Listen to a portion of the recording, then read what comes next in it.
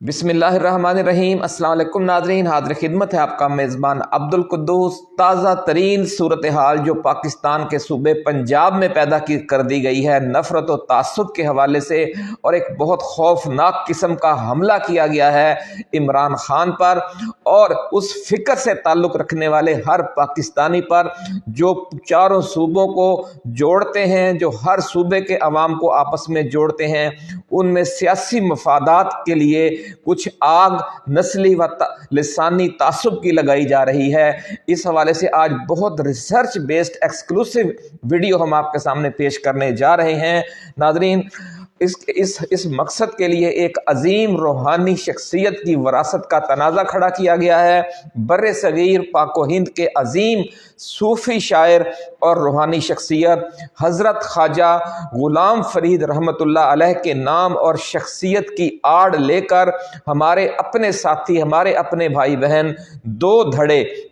اس پرامن صوبے میں اشتعال، تشدد اور نفرت کا شیطانی کھیل کھیلنا چاہتے ہیں۔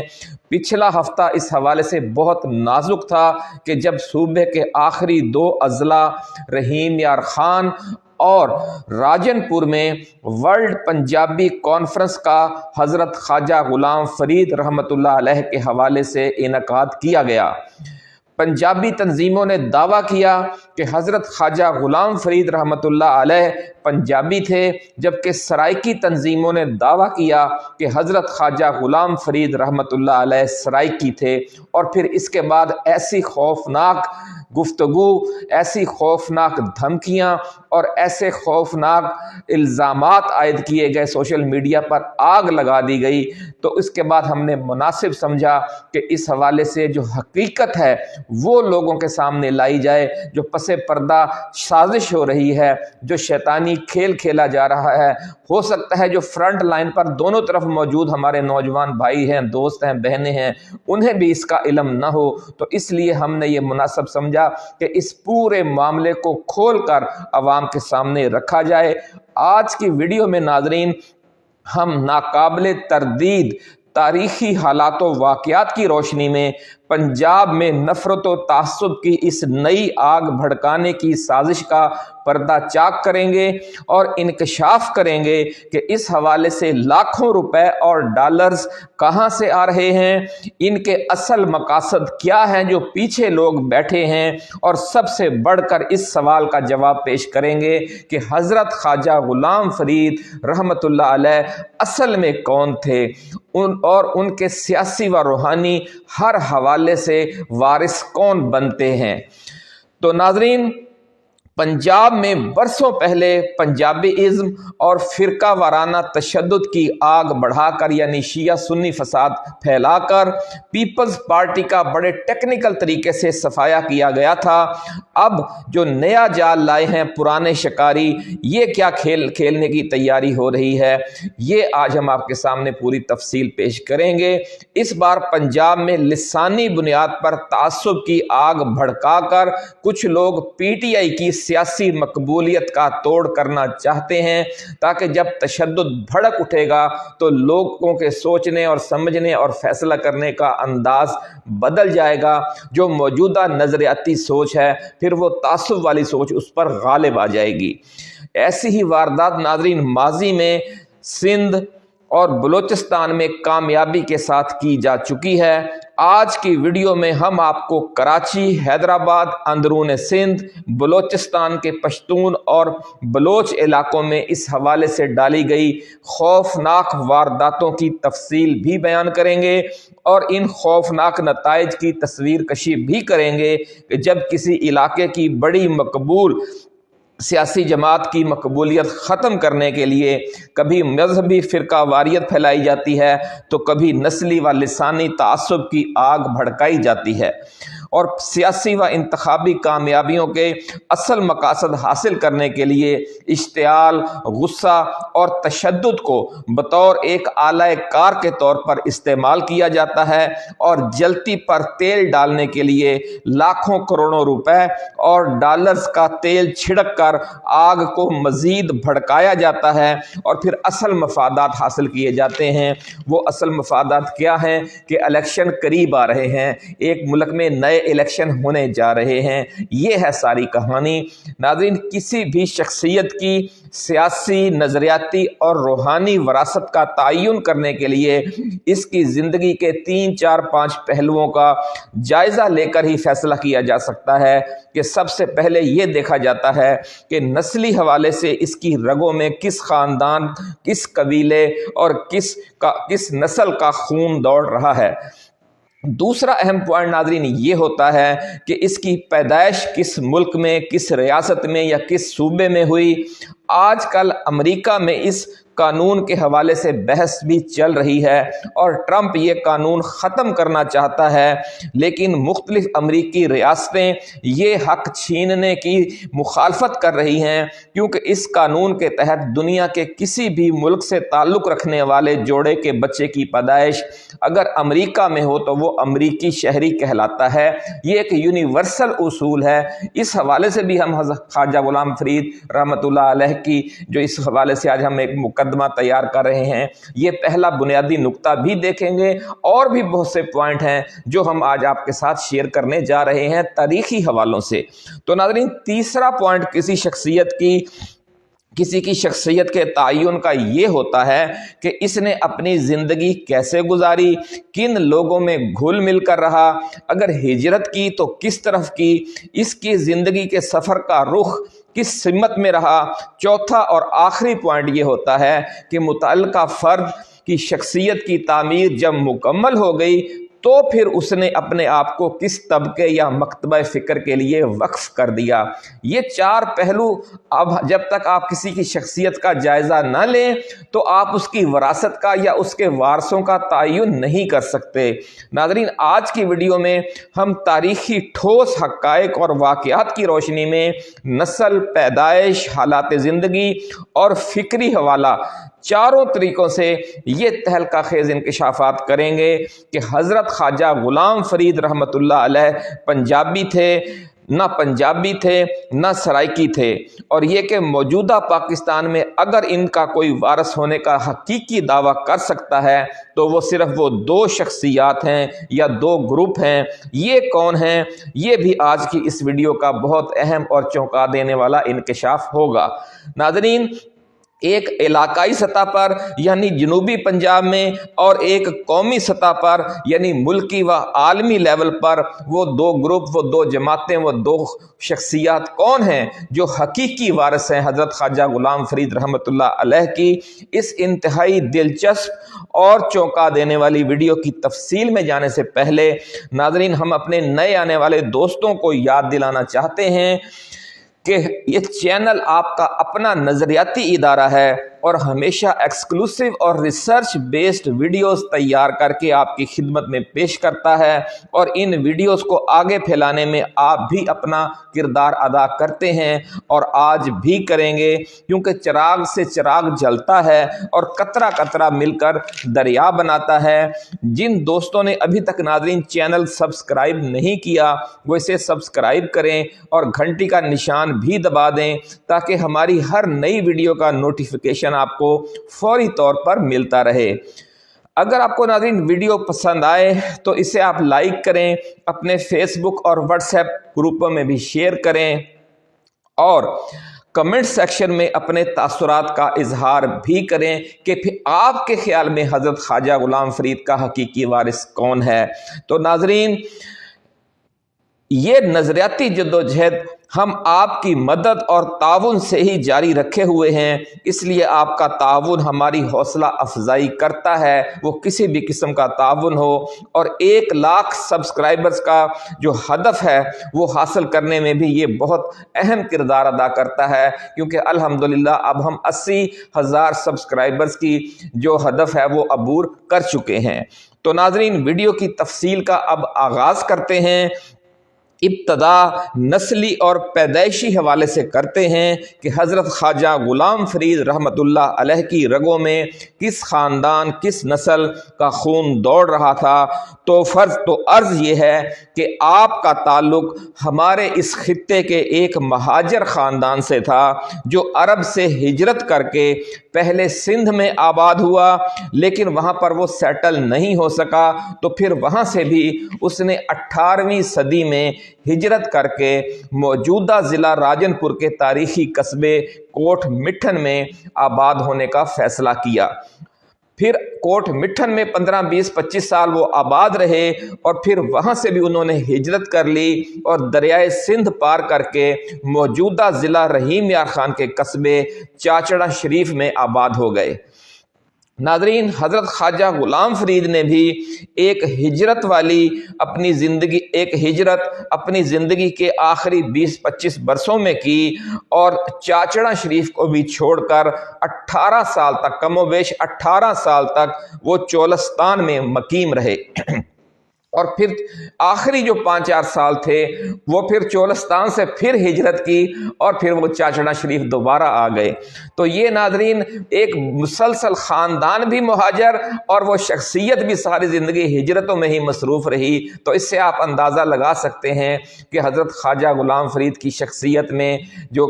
کیا سوچ کار فرما تھی، یہ ہم آگے چل کر بیان کریں گے۔ فی الحال آپ کی نسل اور آپ کے خاندانی پس منظر پر ہی رہتے ہیں۔ حضرت خواجہ غلام فرید رضی اللہ تعالی عنہ حضرت خواجہ غلام فرید رحمۃ اللہ علیہ کی رگوں میں فاروقی خون دوڑ رہا تھا۔ ناظرین، آپ کے خاندان کوریجا فیملی، آپ کا جو خاندان ہے وہ کوریجا فیملی سے تعلق رکھتا تھا، جو عربی النسل اور قریشی ہے،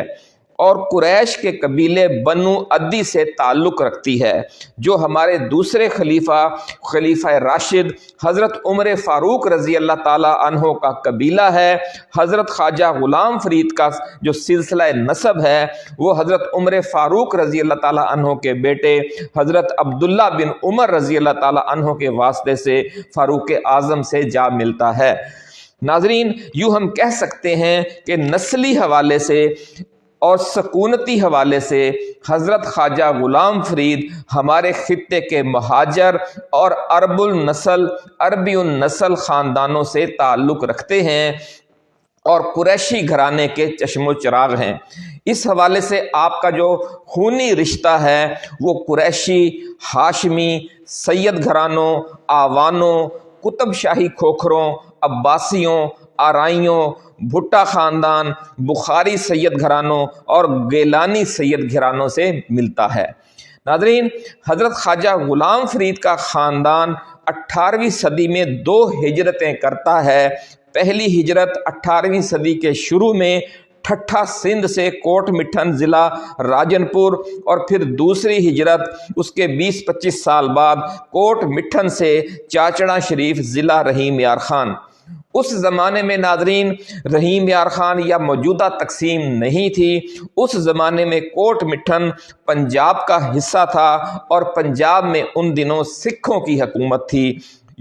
اور چاچڑا شریف ان دنوں ریاست بہاولپور کا حصہ تھا، اور یہاں عباسی خاندان کی حکومت تھی۔ تو یوں کہہ لیں کہ سندھ سے جب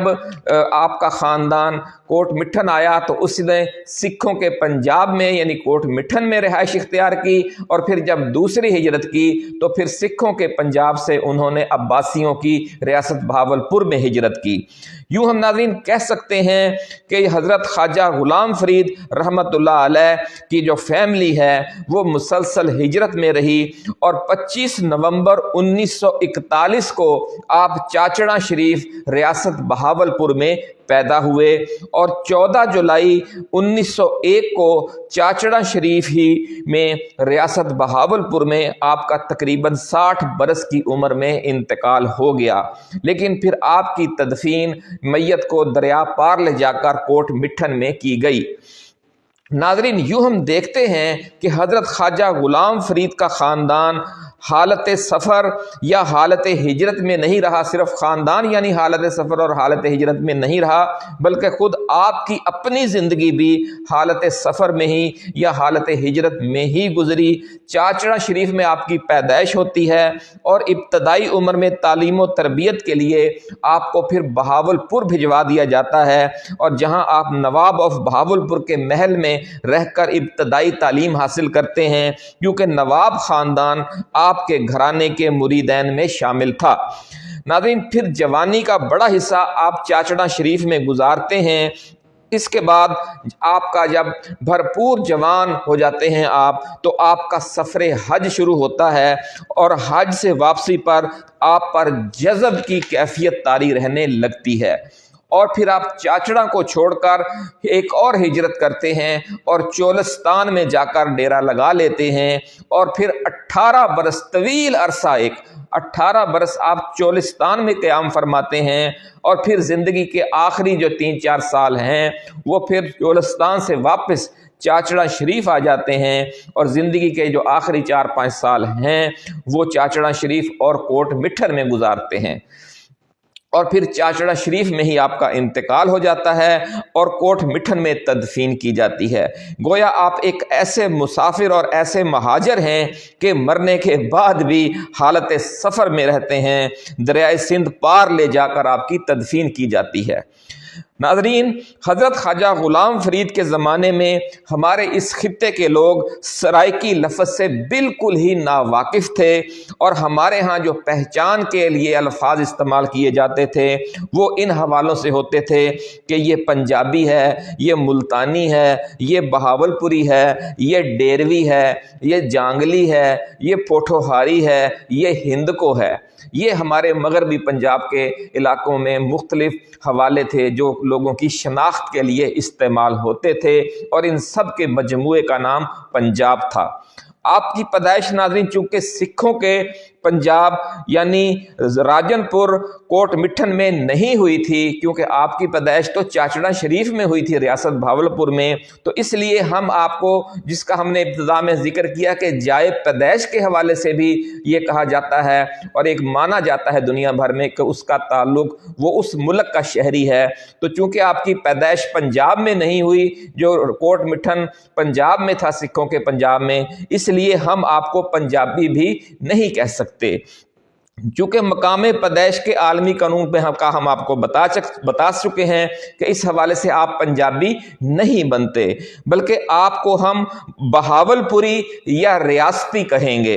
क्योंकि आपकी पैदाइश रियासत बहावलपुर के हिस्से चाचड़ा शरीफ में हुई थी। आपने सारी ज़िंदगी नाज़रीन बहावलपुर में गुजारी, इस हवाले से भी आप बहावलपुरी और रियासती ही हैं, क्योंकि चाचड़ा शरीफ भी रियासत बहावलपुर में है, और 18 साल आपने चोलिस्तान में गुजारे वो भी बहावलपुर में है, और जो बचपन आपने तालीम हासिल की बहावलपुर में महल में रहकर नवाब ऑफ बहावलपुर के, वो भी बहावलपुर में है। हत्ता कि आपका इंतकाल भी रियासत बहावलपुर में ही हुआ। तो अब आप आते हैं नाज़रीन विरासत के दूसरे दावे की तरफ। इसको हम एक मिसाल से वाज़े करना चाहेंगे कि शायर मशरक हकीमुल उम्मत हज़रत अल्लामा मोहम्मद इकबाल रहमतुल्लाह अलैह नस्ली हवाले से कश्मीरी शेख घराने से थे, और कश्मीर के मज़ाफ़ात में सियालकोट में पैदा हुए, लेकिन ज़िंदगी जो सारी थी आपकी वो लाहौर में गुजरी। अब कश्मीरी, सियालकोटी और लाहौरी तीनों ये दावा कर सकते हैं कि इकबाल हमारे हैं। दूसरा पहलू यह है नाज़रीन कि इकबाल का आधा कलाम यानी इब्तदाई कलाम उर्दू में है, और आधा कलाम यानी आखिरी 10 बरसों का जो फ़िक्री हवाले से ज़्यादा पुख्ता कलाम है वो फ़ारसी में है। तो इस हवाले से पाकिस्तानी और हिंदुस्तानी और ईरानी सब ये दावा कर सकते हैं कि इकबाल हमारे हैं, लेकिन फिर मसला यह है कि फ़ैसला किस बुनियाद पर होगा। तो फैसला नाजरीन इस बुनियाद पर होगा कि इकबाल ना कश्मीरियों के हैं, ना सियालकोटियों के हैं, ना लाहौरियों के हैं, ना हिंदुस्तानियों के हैं, ना पाकिस्तानियों के हैं और न ही ईरानियों के हैं, बल्कि इकबाल उनके हैं जो फ़िक्र इकबाल के अलंबरदार और फ़िक्र इकबाल के वारिस और आपके नज़रियाती पैरोकार हैं। नाज़रीन, इस तरह हम कह सकते हैं कि हज़रत ख्वाजा ग़ुलाम फ़रीद रहमतुल्लाह अलैह ना पंजाबियों के हैं, ना सराइकियों के हैं, बल्कि वो उनके हैं जो फ़िक्र फ़रीद के अलंबरदार हैं, जो नज़रियाती तौर पर हज़रत ख्वाजा ग़ुलाम फ़रीद रहमतुल्लाह अलैह और आपके अज़ीम मुरीद नवाब ऑफ बहावलपुर के जो फ़िक्र है, जो नज़रिया है, जो उस पर कारबंद हैं, जो उसके अलंबरदार हैं। पाकिस्तान में नाज़रीन इस वक्त फ़िक्र फ़रीद पर दो ही कुव्वतें कारबंद हैं, एक बहावलपुर सूबा बहाली तहरीक वाले और दूसरे पाकिस्तान तहरीक इंसाफ वाले। नाज़रीन, वीडियो चूँकि लंबी हो गई है, इसलिए तारीख़ी और फ़िक्री हवालों से हम हज़रत ख्वाजा ग़ुलाम फ़रीद रहमतुल्लाह अलैह की ज़िंदगी के मुख्तलिफ़ अदवार आपके गोश गुजार कर सके हैं, लेकिन आपके जो चौंका देने वाले अफकार हैं उनकी तफसीलात अब हम अगली वीडियो में शेयर करेंगे, तो आप बेइख्तियार पुकार उठेंगे कि वाकई ना तो पंजाबी ज़बान के अलंबरदार और ना ही सराइकी तहरीक के अलंबरदार, इनमें से कोई भी हज़रत ख्वाजा ग़ुलाम फ़रीद का वारिस नहीं है, बल्कि हज़रत ख्वाजा ग़ुलाम फ़रीद के वारिस तो नवाब ऑफ बहावलपुर सलाहुद्दीन अब्बासी और चेयरमैन PTI इमरान खान हैं। जब असल हकीकत आप पर आश्कार होगी तो फिर आपको ये समझ लेने में आसानी रहेगी कि पसे मंज़र में रहकर किस तरह मुस्लिम लीग नून, पीपल्स पार्टी और इस्तेहकाम पाकिस्तान पार्टी वाले पंजाब के मुख्तलिफ इलाकों में सराइकी पंजाबी तासुब की आग भड़का कर तहरीक बहाली सूबा बहावलपुर और पाकिस्तान तहरीक इंसाफ के वोट बैंक पर डाका डालना चाहते हैं। नाजरीन, जो दरियाए सिंध के और दरियाए सतलुज के और जो दरियाए चनाब के जो दरियाई इलाके हैं, इन इलाकों के जो आवाम हैं, इनमें इमरान खान का जो नज़रिया है और इमरान खान की सोच है वो आग की तरह भड़क रही है, वो एक लावे की तरह भड़क रही है। और बहावलपुर और मुल्तान और डेरा गाजी खान और सरगोदा मियाँ वाली और ये सारी जो डिवीज़न हैं, वहाँ पर वैसी ही नफ़रत और तासुब की एक आग लगाने की साजिश की जा रही है कि जिस तरह कराची में पीपल्स पार्टी, जमीयत उलमा पाकिस्तान नूरानी ग्रुप और जमात इस्लामी की जो मकबूलियत थी, नज़रियाती जो उनकी जो बालादस्ती थी वहाँ की सियासत पर, वो ज़ियाउल हक के मार्शल्ला में उसका ख़ात्मा करने के लिए वहाँ पर सिंधी महाजर, पंजाबी महाजर, पश्तून महाजर का तासुब, फसादात, लड़ाइयाँ, झगड़े और दहशत गर्दी पैदा की गई थी। और उसके बाद आपने देखा कि वहाँ नई सियासी हकीकतें खड़ी हो गईं। वहाँ पर पंजाबी पख्तून इत्तेहाद बन गया, वहाँ पर MQM बन गई और फिर वहाँ पर बाद में ये जो TLP खड़ी कर दी गई और बहुत सी यानी गैंगवार मुख्तलिफ जमातें खड़ी कर दी गईं और जो असल नज़रियाती सियासत करने वाली जमातें थीं वो पसे पुश चली गईं। ऐसी ही वारदात नाज़रीन अब पंजाब के इन डिवीज़नों में करने की तैयारियां हो रही हैं, इसलिए हम आपको बर वक्त ख़बरदार कर रहे हैं, पाकिस्तान तहरीक इंसाफ वालों को और तहरीक बहाली सूबा बहावलपुर वालों को कि वतन की फ़िक्र करना ना, मुसीबत आने वाली है, तेरी बर्बादियों के मशवरे हैं आसमानों में। तो नाज़रीन, ये जो तीन पार्टियां हैं, मुस्लिम लीग नून, पीपल्स पार्टी और इस्तेहकाम पाकिस्तान पार्टी, इसके बेनिफिशरी होंगे अगर ये तासुब और नफ़रत फैल गया और लोगों ने पंजाबी इज़म की वजह से पंजाबी तासुब का शिकार होकर वोट देने का फ़ैसला कर लिया या सराइकी तासुब का शिकार होकर वोट देने का फ़ैसला कर लिया। तो जो लोग पंजाबी तासुब में मगलूब होकर फिर वोट देंगे तो फिर वो नून लीग को ज़्यादा वोट देंगे, और जो सराइकी तासुब में शिकार होकर फिर ज़्यादा जब वोट देंगे तो वो इस्तेहकाम पाकिस्तान पार्टी और पीपल्स पार्टी को वोट देंगे। और यूं एक डाका डाला जाएगा PTI के वोट बैंक पर, क्योंकि PTI का वोट बैंक जो है उसमें सराइकी भी शामिल हैं, उसमें पंजाबी भी शामिल हैं और दोनों की अक्सरियत शामिल है। तो नाजरीन, तासुब की इस आग को भड़काकर जो डाका डाला जा रहा है इसकी तफसील हमने आपको बता दी है कि ये देखें कि ये लोग अपने सियासी मफादात के लिए पंजाब को भी कराची, सिंध और बलूचिस्तान जैसी तासुब की आग में झोंक देना चाहते हैं। वहाँ से लाशें उठ रही हैं नादरीन, कितने अशरों से। हम वहाँ पर तो काबू पा नहीं सके, जो पुरअमन खित्ता है वहाँ पर भी वैसे ही आग लगाना चाहते हैं। तो कहाँ है मुल्क की सलामती के ज़ामन अदारे, कहाँ हैं हमारी इंटेलिजेंस एजेंसियाँ? कि कहा जाता है कि गुरबा कुश्तन रोज़े अव्वल, यानी जो बीमारी है जो उसको फौरी तौर पर पहले इब्तदा में ही उसका खात्मा करना चाहिए। जो जड़ी बूटियाँ खेत में पैदा हो जाती हैं खुदरो, उनको अगर आप आगाज़ में ही दवाई डालकर या गोडी के जरिए ना निकाल दें तो फिर बाद में वो आपके काबू में नहीं रहती, वो फिर आपकी फसल को खा जाती हैं। तो इसलिए इस वीडियो के जरिए हम पाकिस्तान तहरीक इंसाफ, सूबा तहरीक भावलपुर को भी वार्न कर रहे हैं कि फौरन आप आगे बढ़ें और इस आग पर पानी डालें और इन लोगों को बेनकाब करें। और कौमी सलामती के ज़ामन अदारों को भी हम तवज्जो दिला रहे हैं कि वो इस आग को भड़कने से पहले ही रोक दें, क्योंकि जब ये आग एक हद से बढ़ जाती है तो फिर अमेरिका में आपने देख लिया कि जब जंगल में आग फैल गई बड़े पैमाने पर तो अमेरिका जैसी सुपर पावर भी उसको फिर बुझा नहीं सकी थी। वो पूरा एक हफ्ता वो जलती रही थी और उसने सब कुछ तहस नहस कर दिया था। तो नाजरीन, खबरदार करना हमारा काम था और इस पैगाम को आम करना अब आपका काम है। इसलिए हम इस वीडियो को आप दोस्तों से ये कहना चाहेंगे कि ज़्यादा से ज़्यादा शेयर करें और इसकी अगली किस्त का इंतज़ार करें कि जिसमें हम फिर आपको तफसील से समझाएंगे कि हज़रत ख्वाजा ग़ुलाम फ़रीद ने अपनी जवानी की ज़िंदगी और अपनी पुख्ता फ़िक्र जब उनकी हो गई थी तो वो ज़िंदगी कैसे गुजारी, फिर आपकी फ़िक्र क्या थी, आपका नज़रिया क्या था और वो किस खित्ते से ज़्यादा मेल खाता था। उसमें पाकिस्तान के जो मौजूदा या हिंदुस्तान के जो मौजूदा इलाके हैं, किन इलाकों के साथ उनका ज़हनी और रूहानी मिलान और फ़िक्री मिलान ज़्यादा था, और उसी कि अगर हम पैरवी करेंगे और उसी को जहन में रखकर हम सोचेंगे कि आज उनका वारिस कौन बनता है और फिर हमें उसके साथ खड़ा होना पड़ेगा और जो फरीद का अलम है उसको उठाकर हम खड़े होंगे तो हम हकीकी जो फ़िक्र फरीद है उसके वारिस कहलाएंगे। अपना ख्याल रखिएगा। अल्लाह हाफिज़। पाकिस्तान जिंदाबाद।